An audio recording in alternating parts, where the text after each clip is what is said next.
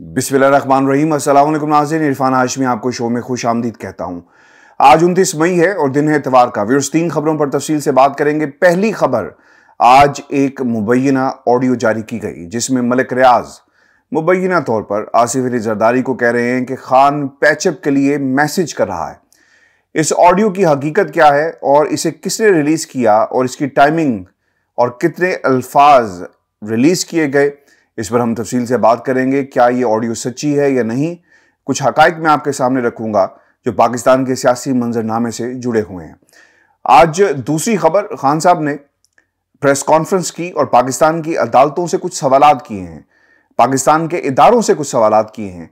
क्या इस मुल्क के अंदर एहतजाज करना, लॉन्ग मार्च करना, क्या 13-14 जमातों का हक है, पाकिस्तान पीपल्स पार्टी का हक है, बिलावल का हक है, या फिर ये नून लीग की मिरास है, जब वो चाहें इदारों पर चढ़ाई कर दें, जब चाहें लॉन्ग मार्च करें, लेकिन उन्हें कोई पूछने वाला नहीं। ये भी सवालात आपके सामने रखेंगे और इनके जवाबात भी आज के इस प्रोग्राम में शामिल करेंगे। आपको भी बताते चले, मरीम नवाज ने तकरीर की और पाकिस्तान की अदालतों को डिक्टेट करने की कोशिश की है। ये पहली दफ़ा नहीं हुआ जब डिक्टेट करने की कोशिश की गई मरीम नवाज की तरफ से, और वो अदालतों को क्या डिक्टेशन दे रही हैं, इस पर भी तफसील से बात करेंगे। लेकिन सबसे पहले आपको बताते चले व्यूअर्स, आज एक ऑडियो जारी की गई है।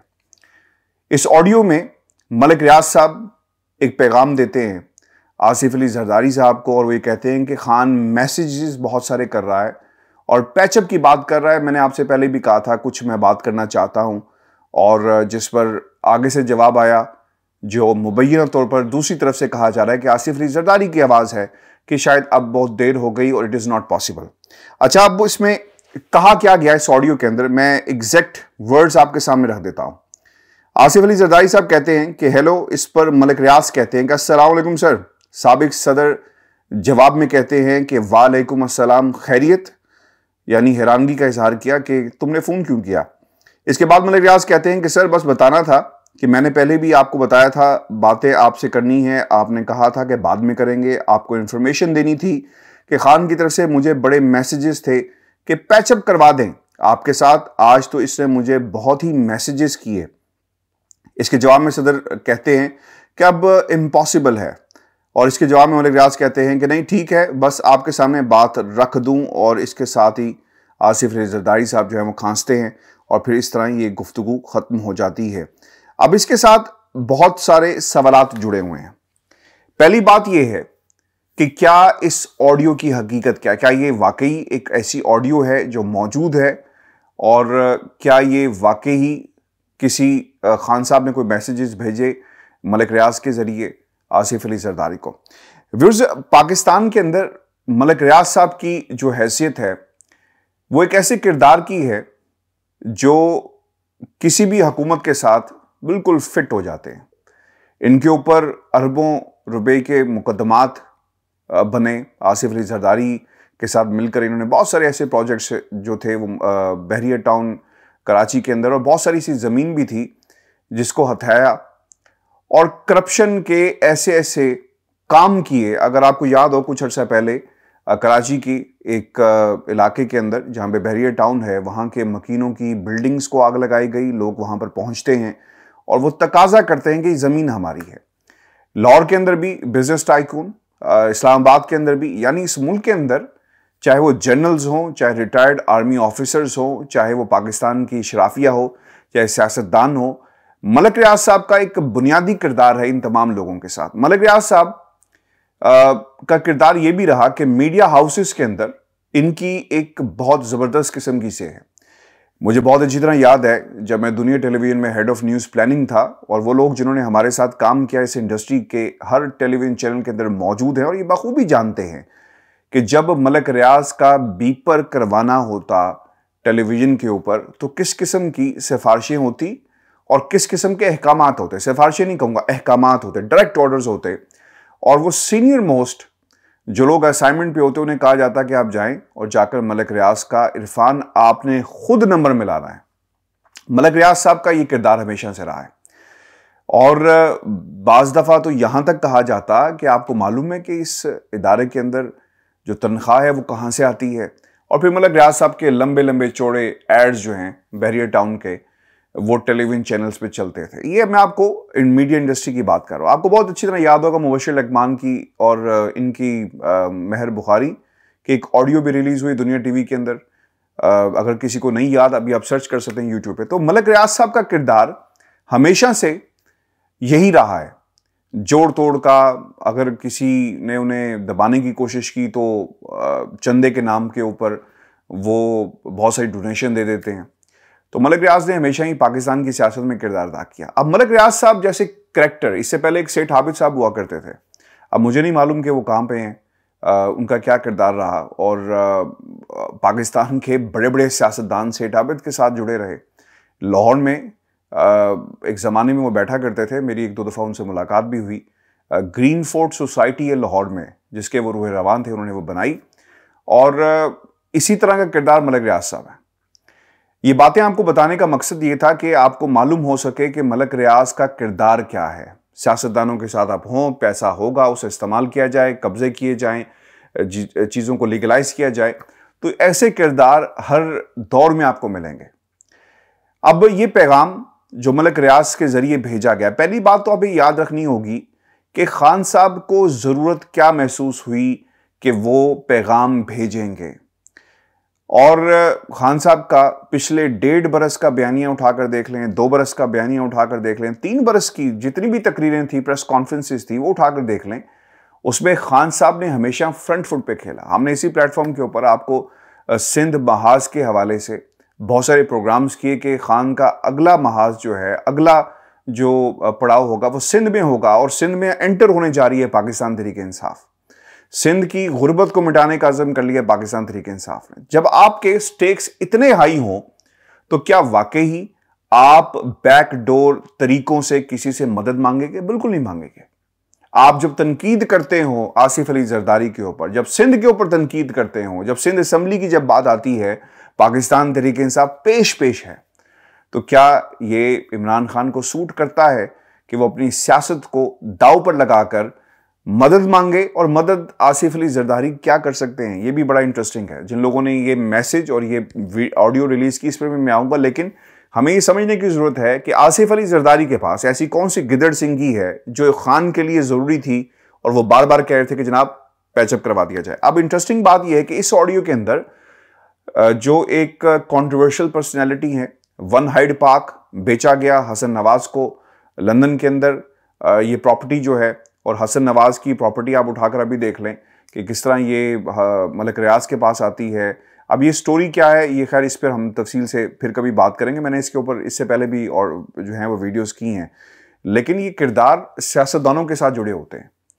और मलक रियाज अगर किसी का पैगाम लेकर गए थे तो इस ऑडियो के अंदर ये जाहिर नहीं होता कि खान कौन सा खान। दूसरी बात यह है कि इस ऑडियो के अंदर खान साहब की अपनी आवाज़ मौजूद नहीं है। और अब ये भी इंटरेस्टिंग फैक्ट है, अगर इस ऑडियो का फोरेंसिक करवाया जाए तो मुमकिन है पता चले कि जनाब ये जो पीस निकाल कर दिया गया है, इससे सिर्फ और सिर्फ एक खास बयानिया बनाना था इस तहरीक को कमज़ोर करने के लिए। आपको याद होगा माजी में बहुत सारी ऑडियोज़ मंजर आम पर आई मरीम नवाज़ की, और उस वक्त आई जब मरीम नवाज़ के को कमज़ोर करना चाहा कुछ लोगों ने, और मरीम नवाज़ की एक्चुअल ऑडियोज़ मौजूद थी, जिसपे बाद में मरीम नवाज़ ने माना भी कि जनाब ये वाकई मेरी ऑडियो है। लेकिन इस ऑडियो के अंदर खान साहब को जोड़ा गया है। अगर मलक रियाज साहब किसी के कहने पर पैगाम लेकर गए थे तो मेरा ख्याल है कि मलक रियाज साहब की तरफ से एक्सप्लेनेशन आनी चाहिए कि यह वाकई उनकी ऑडियो है। और दूसरी तरफ आसिफ अली जरदारी साहब को भी पैगाम मिल गया होगा कि आप भी बताएं क्या ये वाकई उनकी ऑडियो है। इस ऑडियो को निकालने का पाकिस्तान के जो खुफिया एजेंसीज हैं, एक बुनियादी मकसद ये हो सकता है कि किसी तरह खान की तहरीक को कमज़ोर किया जा सके, इमरान खान के बयानियों को कमज़ोर किया जा सके। इससे ज़्यादा इस ऑडियो की कोई हकीकत नहीं है। अगर लोग ये समझते हैं कि लॉन्ग मार्च दब जाएगा, अगर लोग ये समझते हैं कि खान साहब की तहरीक दब जाएगी, तो ये उनकी खाम ख्याली है। पाकिस्तान की जो अपोजिशन और मौजूदा हुकूमत ने बड़ी कोशिश की कि खान साहब के खिलाफ बहुत सारे केसेस निकाले जा सके, नहीं निकले।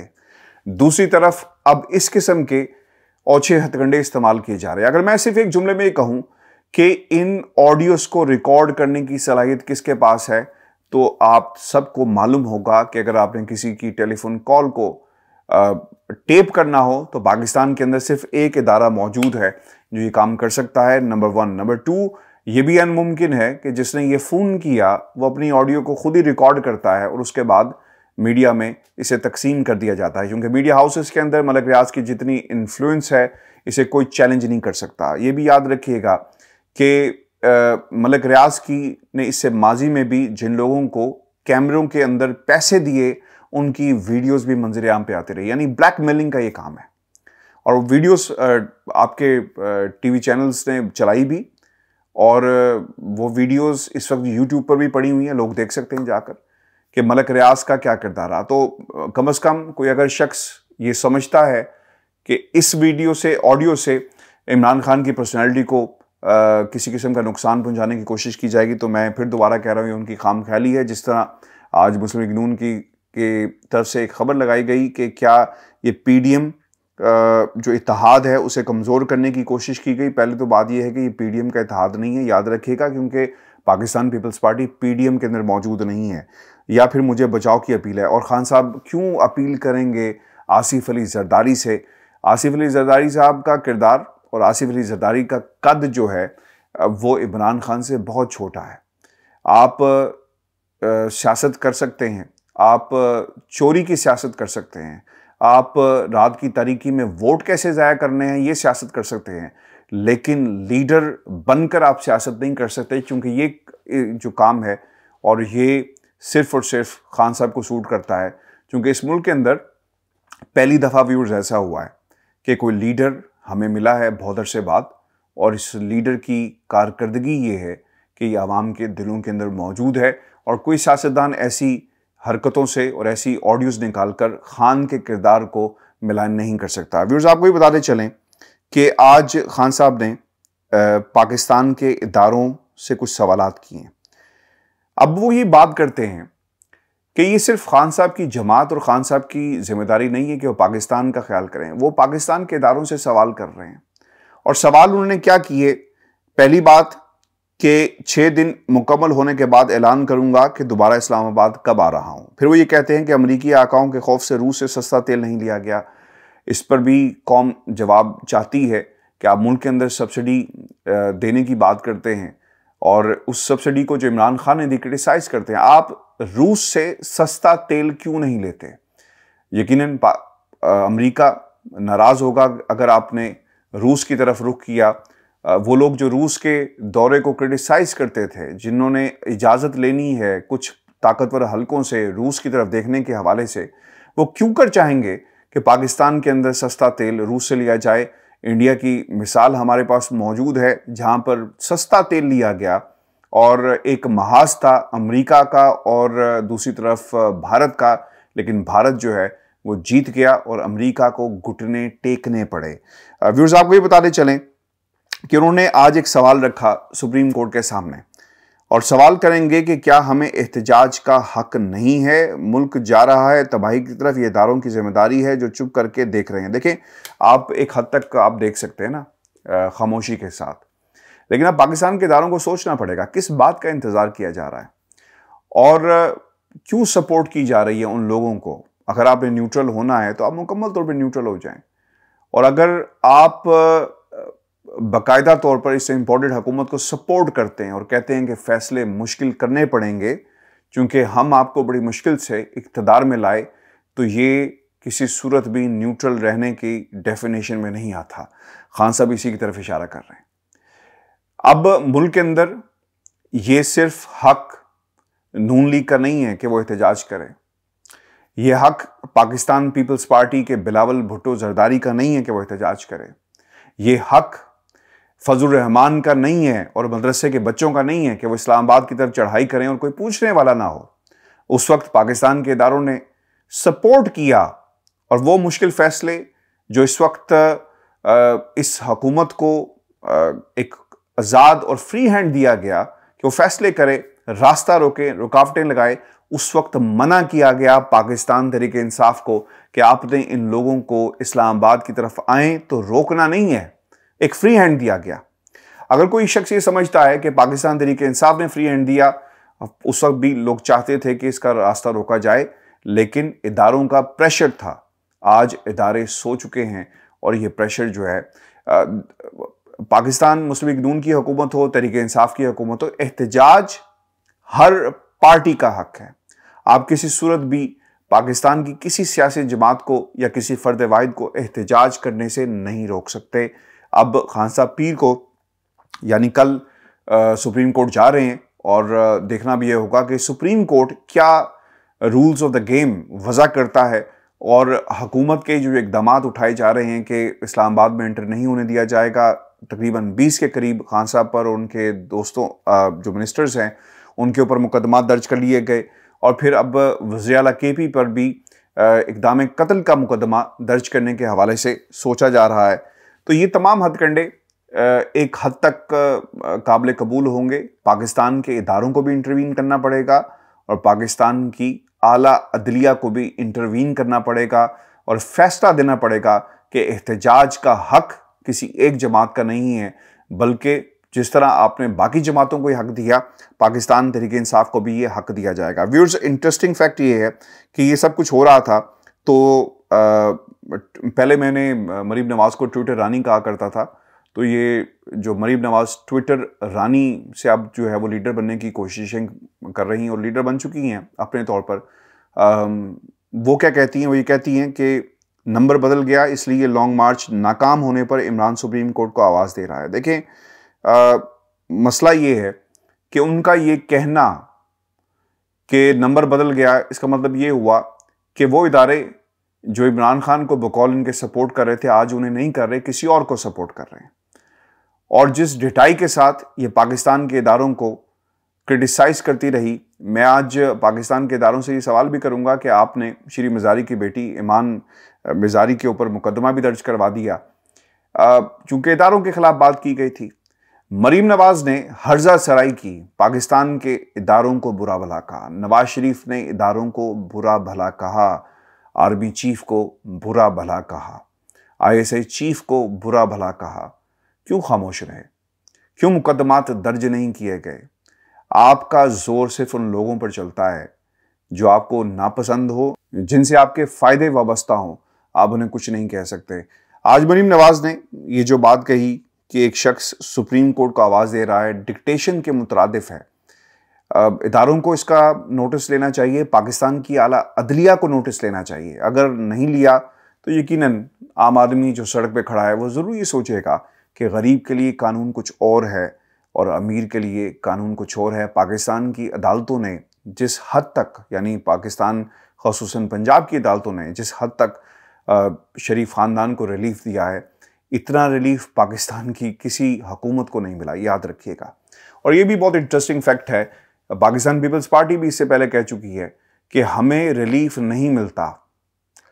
ये उन दिनों की बात है जब खुर्शीद शाह साहब अंदर थे, बाकी लोग इनके अंदर थे, तो उस वक्त पाकिस्तान पीपल्स पार्टी कहती थी कि सिर्फ और सिर्फ रिलीफ पाकिस्तान की अदालतों से आले शरीफ को मिलता है। व्यूअर्स, ये हमारी आज की वीडियो थी।